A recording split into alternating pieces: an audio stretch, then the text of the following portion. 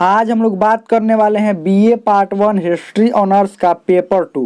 Paper 2 का ये special batch का हम लोग तहत पढ़ रहे हैं, जिसमें चैप्टर 2 कंप्लीट हो गया था। और चैप्टर 2 कंप्लीट होते ही हम बोले थे इसका ऑब्जेक्टिव क्वेश्चन करवाएंगे, तो इसका ऑब्जेक्टिव क्वेश्चन करेंगे, उसके बाद सब्जेक्टिव क्वेश्चन करेंगे और उसके बाद इसका मॉडल सेट हम देंगे टेलीग्राम ग्रुप में। अभी तक टेलीग्राम ग्रुप ज्वाइन नहीं किया है तो लिंक डिस्क्रिप्शन में होगा, टेलीग्राम ग्रुप का, वहाँ से ज्वाइन कर सकते हैं। और एक बात, चैप्टर 2 तक अगर आपने नहीं देखा है तो लिंक डिस्क्रिप्शन में प्ले लिस्ट का होगा, वहाँ से देख सकते हैं, क्योंकि 1 और 2 चैप्टर बहुत विस्तार से पढ़ाए हैं, उसको समझ सकते हैं। और साथ में ही पेपर ये 2 है, तो पेपर 1 का भी क्लासेस अच्छा तरीके से कंप्लीट हो गया। अगर नहीं देखा है तो लिंक डिस्क्रिप्शन में प्ले लिस्ट का वहाँ देख सकते हैं, या प्ले लिस्ट में जाकर देख सकते हैं। चलिए आगे बढ़ते हैं हम लोग। चैप्टर 2 का पहला क्वेश्चन ध्यान समझिएगा, और बहुत सारे क्वेश्चन हम इसमें से पूछेंगे भी, और इससे क्या हो जाएगा, आपका रिवीजन हो जाएगा। इससे क्या होगा, रिवीजन होगा। तो पहला क्वेश्चन है, पुनर्जागरण की शुरुआत कहाँ से हुई थी? पुनर्जागरण की शुरुआत कहाँ से हुई थी? तो पहला नंबर ऑप्शन है फ्रांस, रूस, जर्मनी और इटली। ये पुनर्जागरण की शुरुआत कहाँ से हुई थी? इटली से ही। फ्लोरेंस, इटली कहाँ से? फ्लोरेंस से शुरुआत हुई थी।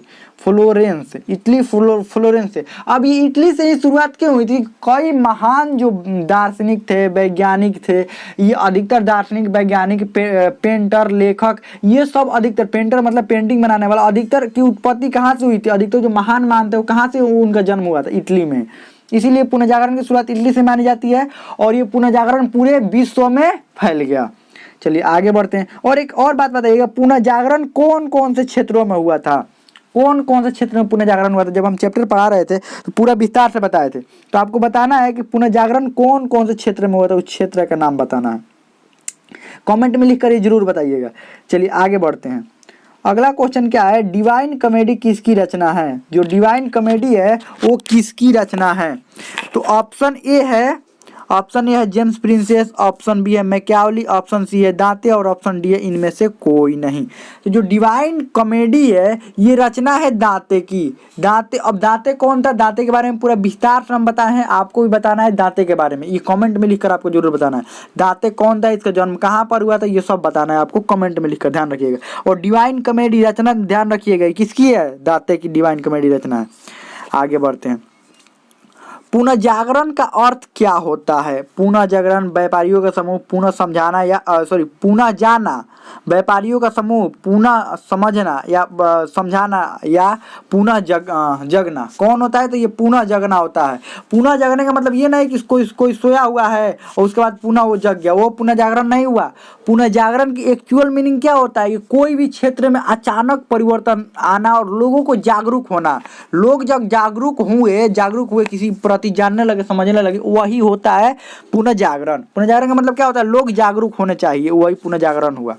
किसी भी क्षेत्र के प्रति, किसी भी चीज के प्रति अगर लोग जागरूक होने लगे, समझने लगे, उसके बारे में जानने लगे, तो वही होता है पुनः जागरण। चलिए आगे बढ़ते हैं। अगला क्वेश्चन क्या है, निम्न में से किस क्षेत्र पर पुनः जागरण का सबसे अधिक प्रभाव पड़ा?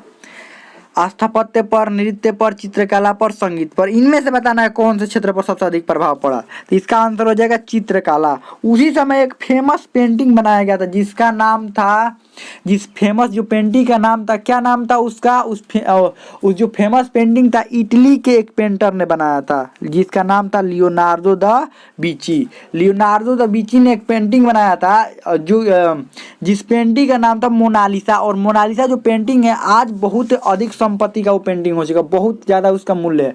हाँ, ये विश्व में सबसे जो अधिक मूल्यवान जो पेंटिंग है वही है। कौन? मोनालिसा जो पेंटिंग है ये सबसे मूल्यवान पेंटिंग है। कौन बनाया था? लियोनार्डो दा विंची, जिसका जन्म इटली में हुआ था। चलिए आगे बढ़ते हैं। अगला है, कुस्तुनतुनिया का पतन कब हुआ था? कुस्तुनतुनिया का पतन 1453 में, 1435 में, 1485 में, या 1688 में। तो 1453 में हुआ था कुस्तुनतुनिया का पतन। तुर्कों ने आक्रमण कर दिया था किस पर? कुस्तुनतुनिया पर। तो इसका फायदा कौन उठाए?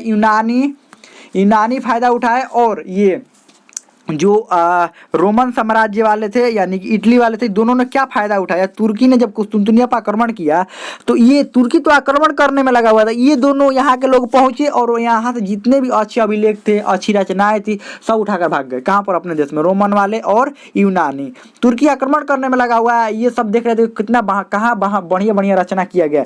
रचना मतलब कोई अच्छी बातें लिखी गई है, अच्छी कहानी लिखी गई है, अच्छे कोई दर्शन शास्त्र में रचना किया गया है, कुछ अभिलेख हैं, ये सब लेकर भाग चले अपने देश में।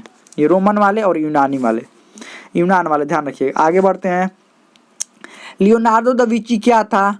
मूर्तिकार था, चित्रकार था, लेखक था, दार्शनिक था। तो ये सबसे फेमस चित्रकार था। इसके अलावा वैज्ञानिक भी था, ध्यान रखिएगा। और बहुत सारे ये बारे में, बहुत सारी चीज़ों के बारे में ये जानता था। चलिए आगे बढ़ते हैं। राफेल कौन था? राफेल जो फाइटर प्लेन है उसके बारे में बात नहीं हो रहा है, ये राफेल पहले से ही नाम था। कौन था ये? वैज्ञानिक था, लेखक था, या कवि था, या चित्रकार था? राफेल आखिर कौन था? ये चित्रकार था, बहुत ही फेमस चित्रकार था। फेमस चित्रकार के अलावा ये और ये भी कह सकते हैं कि वैज्ञानिक भी था। लेकिन देखिए वैज्ञानिक इसमें आप टिक नहीं करेंगे, क्यों नहीं? क्योंकि चित्रकार है और सबसे फेमस ये चित्रकारी में था। चलिए आगे बढ़ते हैं। रूसो कौन था? वैज्ञानिक, दार्शनिक, कवि या चित्रकार? तो ये बहुत ही फेमस दार्शनिक था। आपको ये बताना है कि रूसो कहाँ का दार्शनिक था। इसके बारे में 9th क्लास में पढ़ना है, रूसो के बारे में। किसके बारे में? रूसो के बारे में पढ़ना है। तब बताइएगा रूसो कहाँ का था, ये देश किस देश से संबंधित है, कमेंट में लिखकर जरूर बताना। चलिए आगे बढ़ते हैं। निम्न में से कौन मैकियावेली की पुस्तक है? Divine comedy, the Prince, indica, या डी इनमें से कोई नहीं? द प्रिंस किसकी है? ये मैकियावेली, जो कि प्रसिद्ध दार्शनिक था, ध्यान रखिएगा। इसका भी जन्म इटली में ही हुआ था। चलिए आगे बढ़ते हैं। दूरबीन का आविष्कार किसने किया था? गुटेनबर्ग, रोजर बेकन, गैलीलियो, या डी इनमें से कोई नहीं? तो गैलीलियो ने किया था। दूरबीन का आविष्कार किसने किया था? गैलीलियो। तो हमें लगता है बहुत अच्छा समझ में आ गया होगा।